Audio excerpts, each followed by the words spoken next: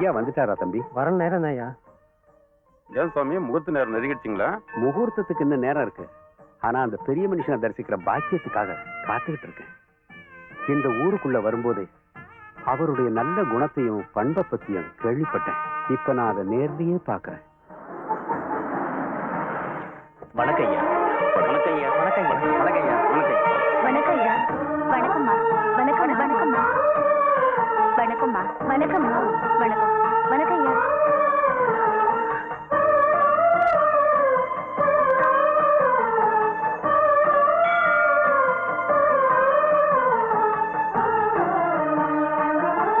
வணக்கம் ராஜையா. அட, நாங்க தான் உங்களை கும்பிடணும், நீங்க எங்களை கும்பிடக்கூடாது ஐயா. எங்களை ஆசீர்வாதம் பண்ணுங்க. நீங்க 2 பேரும் தீர்காயுசா இருக்கணும்.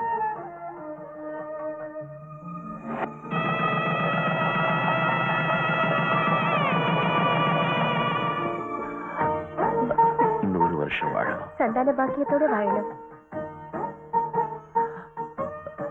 சந்தோஷமா வாழணும். பகிருங்க. தயவு செஞ்சு நீங்க ஆசீர்வாதம் பண்ணாதீங்கம்மா. உங்களுக்கு குழந்தைங்க இல்ல, நீங்க ஒரு மலடி. அப்படிப்பட்ட நீங்க 16 பெற்று பெருவாழ்வு வாழுங்கிறது அவ்வளவு நல்லா இருக்குமான்னு யோசிச்சு பாருங்க. ஏமா, உனக்கு புத்தி இருக்கா? நீ என்ன பேசுறது தெரிஞ்சுதான் பேசுறியா? எங்க ஐயாவும் எங்க அம்மாவும் இந்த ஊருக்கே தெய்வம் மாதிரி. அவங்கள இப்படி எல்லாம் பேசுறது உனக்கு எப்படி மனசு வந்தது? எங்களை ஆசீர்வாதம் பண்ணுங்கம்மா.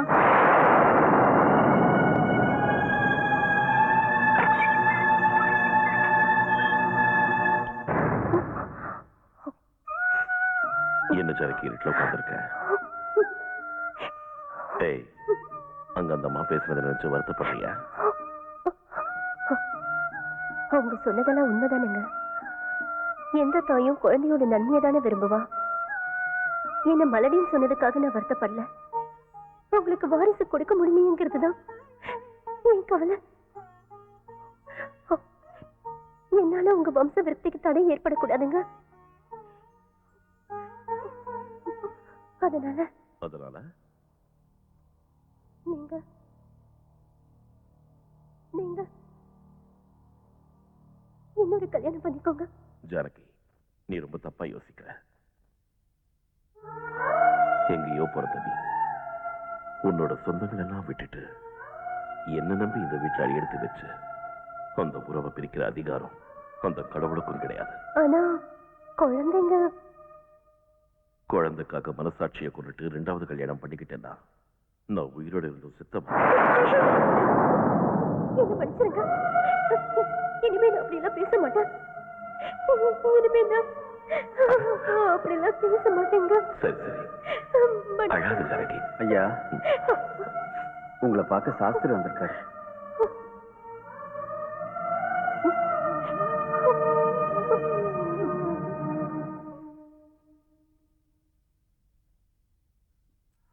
வணக்கம். வணக்கம். பரவாயில்ல, உங்ககிட்ட ஒரு சின்ன விஷயம்.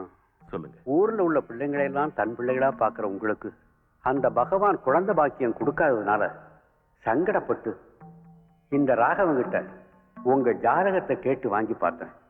லக்னத்துல 2ஆம் பாகத்துல புதன் இருக்கிறதுனால சந்தான பாக்கியம் தாமதமாகுது.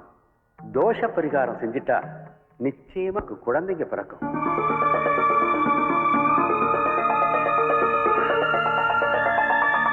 எவ்வளவு நல்ல செய்தி சொல்லிருக்கீங்க சாஸ்திரிகளை. இந்த நல்ல செய்தி கூடவே சின்னதா ஒரு கெட்ட செய்தியும் இருக்குயா. என்னங்க அது? பிள்ளைங்க சின்ன வயசா இருக்கும் போதே அவங்க அப்பா அம்மா இறந்து போயிடுவாங்கன்னு ஜாதகத்துல சொல்லுது. அவ்வளவுதானே? நாங்க 2 பேரும் என்னாலும் பரவாயில்ல, என் ஜானகி தாயாயிடுவாள். அது போதும். அவ மலடிங்கிற பேரு போயிடும்ல, அது போதும். ஆனா வேற எதுவும் சொல்ல வேண்டாம் சாஸ்திரிகளே. எந்த மனுஷனா இருந்தாலும் அதிகபட்சம் 100 வருஷம் வாழலாம், 1000 வருஷம் வாழ முடியாது. ஆனா இந்த வம்சம் தலைமுறைக்கு ஒரு வாரிசு இருந்தா 1000 வருஷங்கள் வாழும். எங்க வம்சம் தழைக்கிறதுக்காக நாங்க உயிரிழக்கவும் தயாரா இருக்கோம். கருணைக்கு நீ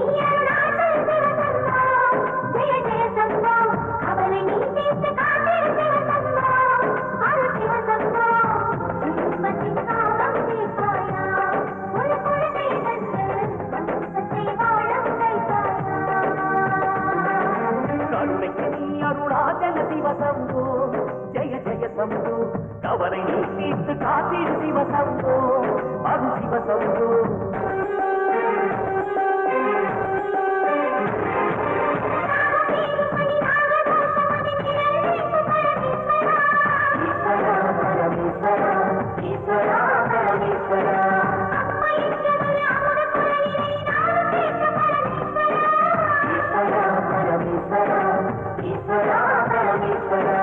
பாலகணபதி குமாரதேவன் பார்வதி குடும்பமாய் வாழும் தேவன்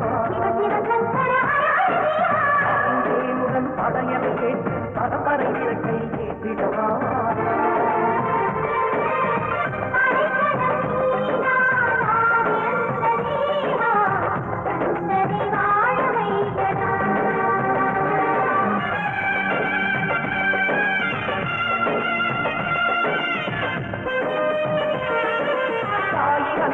தந்தை பாசம் காண்கிறேன் உன் பார்வையே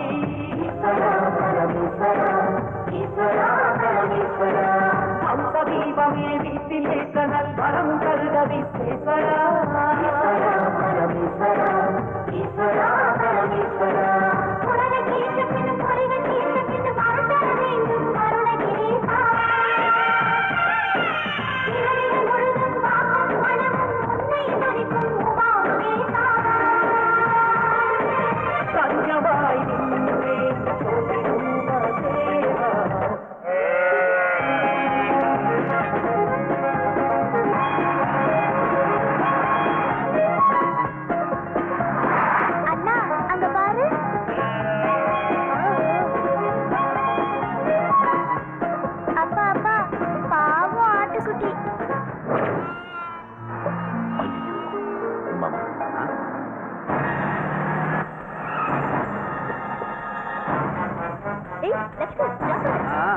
ஜாக்கிரதை ஜாக்கிரதை பார்த்து ஜாக்கிரதை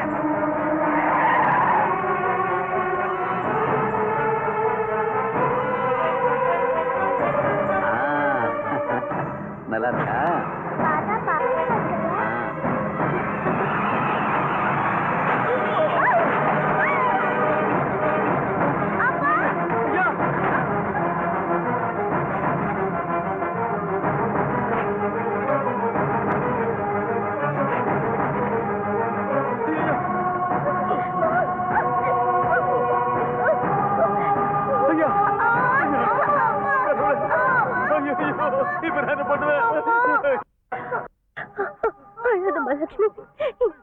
எங்களுக்கு நீங்க பிறந்த உடனே நாங்க கடவுள் கிட்ட போறதா வேண்டிக்கிட்டோம். அந்த வேண்டுதலை நிறைவேற்ற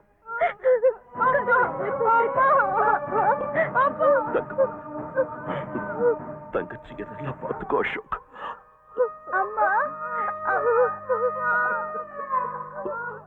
உங்களை மாதிரி அண்ணன் தங்கச்சி இந்த உலகத்திலேயே வேற யாரும் இருக்க முடியாது.